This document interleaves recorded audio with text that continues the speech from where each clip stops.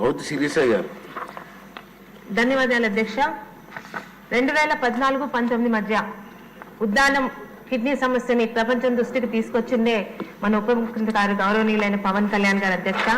దానికి ఉపశమనంగా అప్పటి మన ముఖ్యమంత్రి గారైన చంద్రబాబు నాయుడు గారు శ్రీకాకుళం జిల్లాలో దాదాపు 5 కాన్స్టిట్యున్సీలోని డయాలసిస్ సెంటర్లు పెట్టడమే కాకుండా ఈరోజు కిడ్నీ వ్యాధికి మొదటి కారణం అవ్వచ్చు అని వైద్యులు చెప్తున్న విధానంగా రక్షిత మంచినీరు అందించాలనే ఉద్దేశంతో కుప్పంకి వెళ్లాల్సిన పైలట్ ప్రాజెక్ట్ ని ఎన్టీఆర్ సుజల సమితిని ఉద్దానంకి తీసుకొచ్చారు అధ్యక్ష.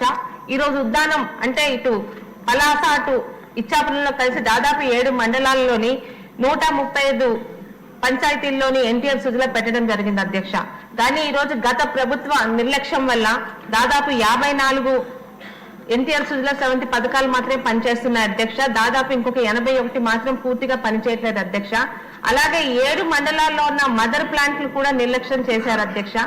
ఈ రోజు మీ ద్వారా ఉప ముఖ్యమంత్రి గారికి చేస్తున్న రిక్వెస్ట్ ఏంటంటే ఇక్కడ ఓన్లీ రక్షిత మంచినీరు అన్నదే కాదు అధ్యక్ష, అక్కడ ఉన్న పిట్టల్లా రాలిపోతున్న కిడ్నీ వ్యాధికి కూడా ఖచ్చితంగా ఎన్టీఆర్ సుజల ఇవ్వాల్సిన అవసరం మన మీద ఉంది అధ్యక్ష.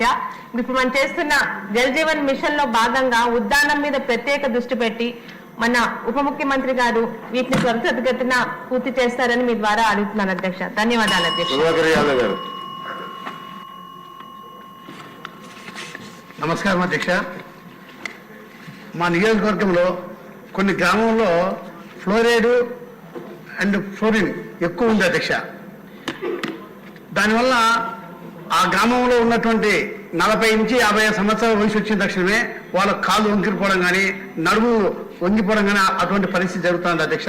ఇటువంటి పరిస్థితిలో 2014-2019లో మన ప్రభుత్వం ఉన్నప్పుడు ఎన్టీఆర్ సుజల పథకం కింద 6వ ప్లాంట్ చాలా అక్కడ పెట్టడం జరిగింది అధ్యక్ష.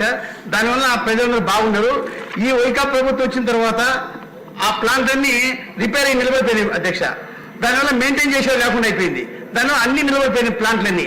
అందుకు ఇంతకుముందు ఉన్నటువంటి మన ప్రధాని నరేంద్ర మోడీ ప్రభుత్వంలో జలజీవన ప్రోగ్రాము ఒకటి మా నియోజకవర్గానికి శాంక్షన్ అయింది. అయినా కూడా వైకాపా ప్రభుత్వం వచ్చిన తర్వాత అది శాంక్షన్ అయింది కానీ పని వర్క్ స్టార్ట్ చేయాలి అధ్యక్ష. అదే రకంగా మా నియోజకవర్గంలో ఎక్కువ SR1, SR2 డ్యాములు ఉన్నాయి అధ్యక్ష. దాంట్లో సుధా సమితి పథకం పెడితే కన్నా ఫ్లోరైడ్ వాటర్ తగ్గి అందరి ప్రజలు ఆరోగ్యంగా ఉంటారని చెప్పి మీ ద్వారా తెలియజేసుకుంటూ ఆ జల జీవన మిషన్ మాకు తొందరగా చేయవలసిందే మిమ్మల్ని కోరుకుంటారు అధ్యక్ష. ప్రశాంత్ రెడ్డి గారు. ధన్యవాదాలు అధ్యక్ష.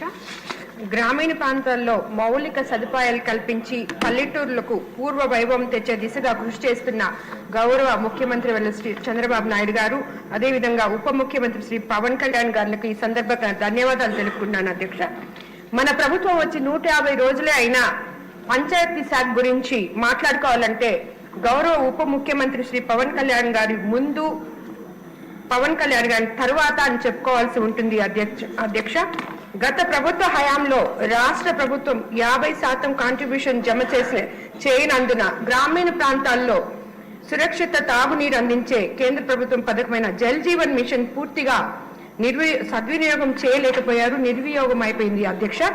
పంచాయతీరాజ్ శాఖ పర్యవేక్షణలో అమలయ్యే జల్ జీవన్ మిషన్ పథకాన్ని పూర్తిగా సద్వినియోగం చేసుకుంటే రాష్ట్రంలో ప్రతి ఇంటికి మంచినీళ్లు అందుతుంది అధ్యక్ష.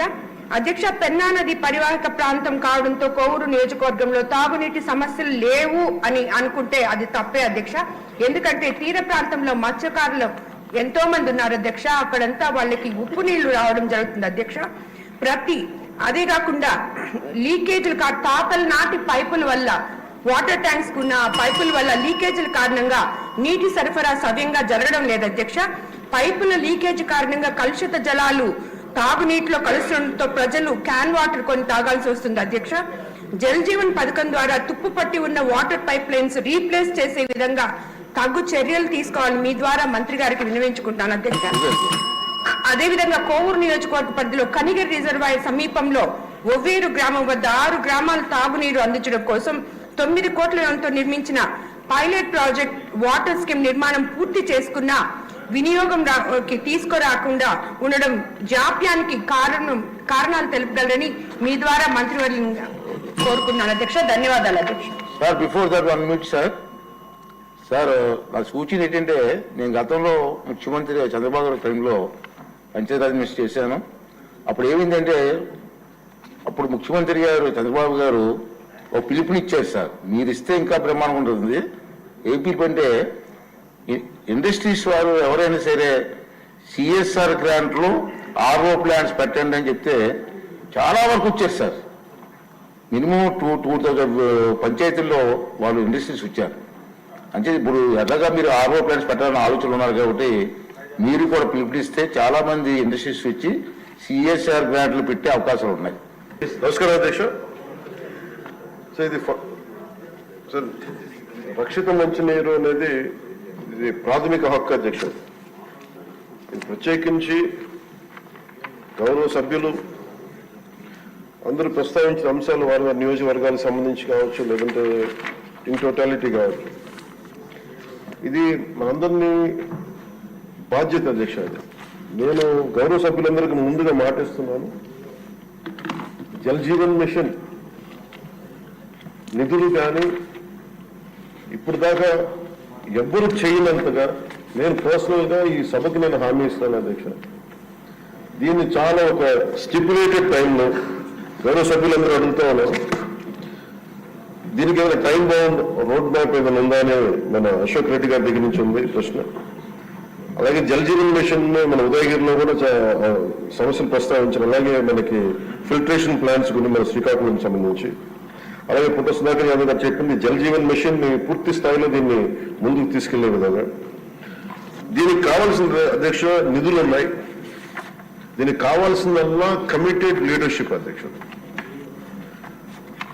పంచాయతీరాజ్ ముఖ్యంగా సంబంధించి మన ఆర్డబ్ల్యూఎస్ లో కానీ చాలా బలమైన వ్యవస్థ ఇది. కాకపోతే దీన్ని మోటివేట్ చేసి ఇక అధికార యంత్రాంగం కూడా దీన్ని ఒక సభలో కూడా మన అధికార యంత్రాంగానికి కూడా తెలియజేస్తాం అధ్యక్ష. ఇది అందరూ అనుకుంటున్నాం అధ్యక్ష, అధికార యంత్రాంగం దీన్ని పూనుకొని ఇది ప్రాథమిక హక్కు కింద. ఇప్పుడు ఉద్దానం సమస్య కూడా గౌరవ సభ్యులు ప్రస్తావించారు అధ్యక్ష. ఆ రోజులకు కదిలించేసింది. ఆ రోజున కేవలం ఉద్దానం వరకే ఈ కిడ్నీ సమస్య ఉందనుకుంటే ఈ రోజున ఆంధ్రప్రదేశ్ లో ఏ మూలకు పోయినా కానీ ప్రతి చోట ఇంక్లూడింగ్ మన తిరువూరు కానీ మన కృష్ణా జిల్లాలో కానీ ఏ మూలకు, ప్రకాశం జిల్లాకి ఏ మూలకు పోయినా కానీ ఈ సర్ఫేస్ వాటర్ లేకపోవటం వల్ల, అన్ని గ్రౌండ్ వాటర్ తీసుకోవటం వల్ల కంటామినేషన్ వాటర్ ప్రజలు తాగి కిడ్నీ వ్యాధిగ్రస్తులు ఎక్కువైపోయారు అధ్యక్ష. ఇది చాలా చాలా నాకు వ్యక్తిగతంగా కూడా చాలా కదిలి చేసే సమస్య. అలాగే ఈ రోజున సిఎస్ఆర్ తమరు చెప్పినట్టుగా సిఎస్ఆర్ ఈ ఫండ్స్ చాలా మంది ఇవ్వడానికి సంసిద్ధంగా ఉన్నారు అధ్యక్ష. దీనికి కావాల్సింది మీరు చెప్పినట్టుగా, మీరు చెప్పిన విధానం దీన్ని ప్రేరణ మీ ఒక ఇన్స్పిరేషన్ గా తీసుకొని దీన్ని ఒకటి టైం బౌండ్ ప్రోగ్రామ్ గా చేస్తాం అధ్యక్ష. అలాగే దీనికి ఒక ఇన్స్పిరేషన్ ఇచ్చేలాగా ఒక స్టేట్ లెవెల్ ఒక కాల్ నేను వ్యక్తిగతంగా తీసుకుంటాను అధ్యక్ష మీరు చెప్పిన ఈ సూచన. అలాగే అధ్యక్ష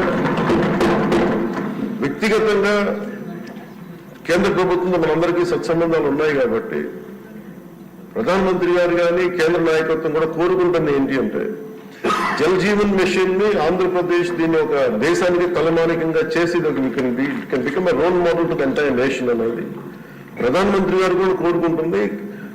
ఆయన అంతిమ లక్ష్యం కూడా ఏంటంటే కేవలం 2 గంటలు కాదు రావాల్సింది నీళ్లు, దాదాపు 24 గంటలు రావాలి నీళ్లు అనేది ఆ దిశగా కేంద్ర ప్రభుత్వం ఆలోచిస్తుంది అధ్యక్ష.